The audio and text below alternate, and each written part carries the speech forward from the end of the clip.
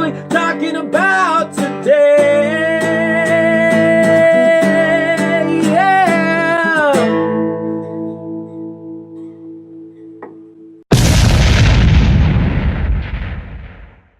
Hello everybody and welcome to another What Are We Talking About review. Today we're talking about the new Netflix movie Death Note. So this movie was just released today and it's based off of, I guess, a manga and an anime. I've never read the manga, I've only seen the anime, and to start off I'll just say, like, I'm not necessarily a huge fan of anime, not that I dislike anime by any stretch, it's just, it's not one of those types of genre of storytelling that I particularly am drawn to, but good anime brings me in. Like, I was told that the Death Note animated series was really good, and I watched it, and I absolutely loved it. I mean, I didn't necessarily love the ending that much of the show, but I get why it had to end the way that it did. So I really like that original anime, but overall I'm not a massive fan of anime. So that's just what I'll preface this with. But anyways, to go on, I will share some positive thoughts of this movie, some negative thoughts of this movie, and then I'll give you an overall score about the film. And so some of the positives that I had were the cast actually, for the most part, was really good, and I enjoyed all of their performances, like, pretty much.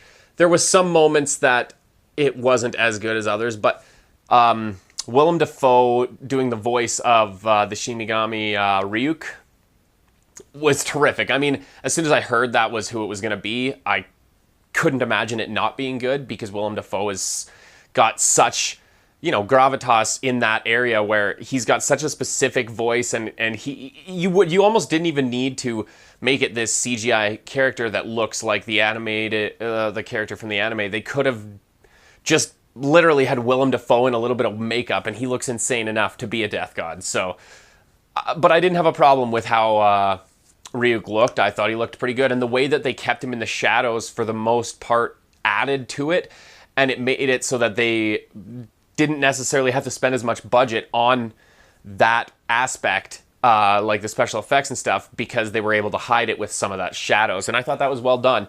And you never see Ryuk fully in the light or anything like that. You don't know exactly what he fully looks like, but you get a good enough idea, and he's definitely menacing. And if he just showed up and you didn't know what was going on, you'd freak out.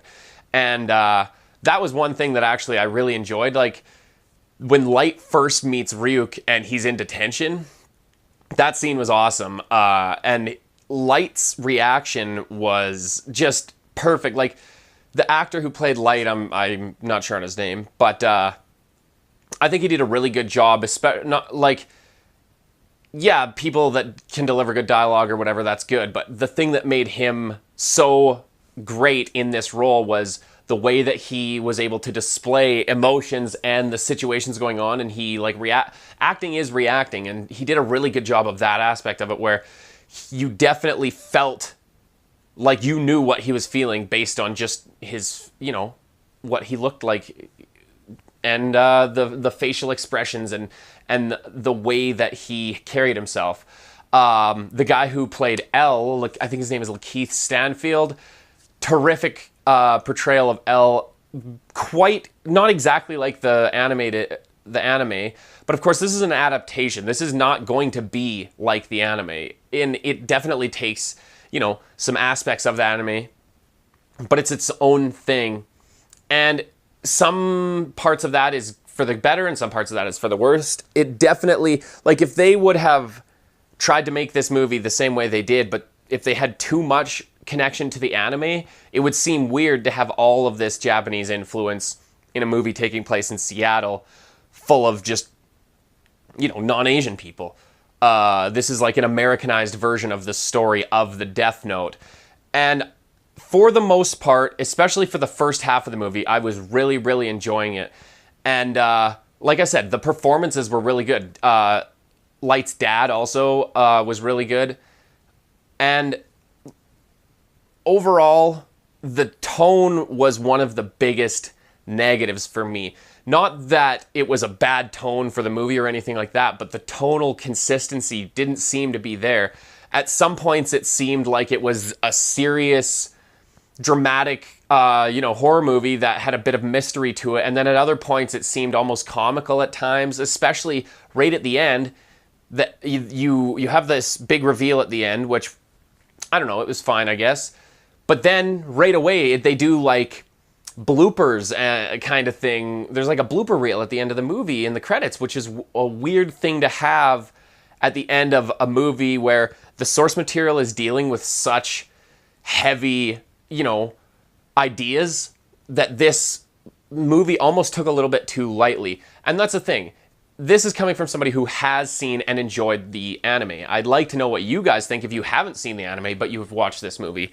But overall, yeah, my biggest negative is the tone and how it felt not consistent completely throughout. Also, there was a few moments of some unexpected, like a lot of gore. Like there was the moment, there's just a couple of moments. I don't want to spoil too much if you still haven't seen the movie, but there's a couple moments of some gore, which felt a little bit out of place. But after the first couple times or whatever, then any time that it happened after that, I was sort of, used to it. I was like, okay, this is what this movie is going to be.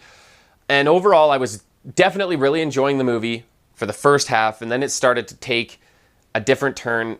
Not something so obvious, but I don't know what. It just didn't go the way that I had imagined based on what the original movie was. I can't talk about this anymore without spoiling it. So if you haven't seen it, that's all I'm going to say. Watch the rest of the movie before watching the rest of this review. But I did not like how... Well, first of all, when the ending was going on and all his girlfriend's like falling out of the Ferris wheel and all this stuff, everything just seemed so... Like, I didn't like it when it was going on, and then their answer as to how it happened, like, I get it, and that's the best time we saw an example of Light really seeming like he was in control of any situation and he knew what he was doing. So that's important to see, because that is a big characteristic of Light in the original anime. But I don't know, it just felt not very satisfying. It didn't, I don't know, it felt like he didn't win, even though he kind of did. And my problem with the original anime was that in the end, Light didn't win. And I get why he couldn't, I get it, why he didn't win. I understand. But for me, I kind of wanted him to, like, even though he's the sociopath, whatever, in a way, what he was trying to do was not necessarily a bad thing. He was trying to rid the world of evil. I mean, I get it. He doesn't get to decide who's good and who's evil and who gets to live and who gets to die. But he still was trying to do that. Whereas in this movie, it felt like his motivations were a little muddled. He started for two reasons. One, the first kill, it wasn't even his idea. It's just he saw a couple of bullies beating up a girl, and Ryuk convinces him, like, he doesn't even believe the Death Note is really real at this point. Ryuk convinces him to write it. He's like, you're in a dream anyways, so just write it and see what happens, kind of thing. It works. He finds out that he has this power to kill people, basically. Then he uses it again to kill the mob boss who ran over his mom when he was a kid.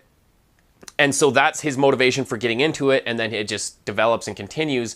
But then right away, he meets this really terrible influence of a girlfriend who clearly is not the best at making decisions, and she definitely, pushes him in a direction that he definitely didn't want to go, it seemed like. But then at times, it almost seemed like he did. I don't know. It's really, like I said, it's not a very consistent tone. And it definitely, like, I can understand why, no offense to Netflix, but why this movie's on Netflix and not in the theaters. Because if this movie was an amazing, fantastic feast for the eyes and ears, it would have been picked up by a studio and released in theaters, because they would have thought they'd been able to make money off of it. Clearly, they didn't think they could, and I understand why. For the fans of the original anime, I don't know that you're going to like this movie. For people who have never seen the anime, I'm not sure if you're going to like it, because I'm not one of those people, but I think you could. It's not a terrible movie by any stretch, but it definitely has some weaknesses, and I would honestly say it starts really good and ends kind of poorly. And I do like that Light wins, but I don't like how he wins. And it's also a little confusing at the end. It almost seems like they're trying to set up for maybe a sequel, which, I mean, there's more to the story. They didn't do the whole 2 seasons of anime in this 1 2-hour movie, or however long it is. So maybe were trying to set that up for a sequel. I don't know, but it does kind of seem weird where it leaves with L now has a piece of the Death Note. Light is the true owner of the Death Note. Like, they leave a couple of loose threads that I don't really know if I want to explore those. Like, they set it up where they could go for a sequel, and I don't think they need to, because this movie wasn't great enough to merit it, I think. Like, it's a fine movie. It's not a complete waste of time to watch it, but it wasn't good enough for me to want to see more. So that's my overall thoughts. I'm going to give it a score out of 10. Now, like I said, it definitely has good to it. It's not a completely bad movie by any stretch of the imagination. But as the film goes on, it gets a little bit worse, and the third act is definitely the weakest. And I'm going to have to give it, it's hard to say because it's definitely, I enjoyed watching it for the most part. There was some negatives, so I'm going to give it a 6 out of 10. So, like I said, you could watch it. It's not going to be a waste of time to see it, but if this was a movie in theaters, I couldn't recommend you to go see it. I would not want to have, like, I'm glad I got this for free with my subscription to Netflix. I'm glad I didn't have to pay an extra $15 to see it, because then I might have been more disappointed. But most importantly, I want to know, what do you guys think of Death Note, the original series, the manga, this new movie? Do you think they should do a sequel? Are you all upset that it's, you know, an American version of a Japanese thing, or is that fine to do? I want to know all of your guys' thoughts. Hit me up in the comments section. And until next time, never stop, you know, writing people's names in a book that can kill everyone, I guess. I don't know. Bye. When do they discuss all the latest movies, or when something big happens in the news? See, that's us. What are we talking about?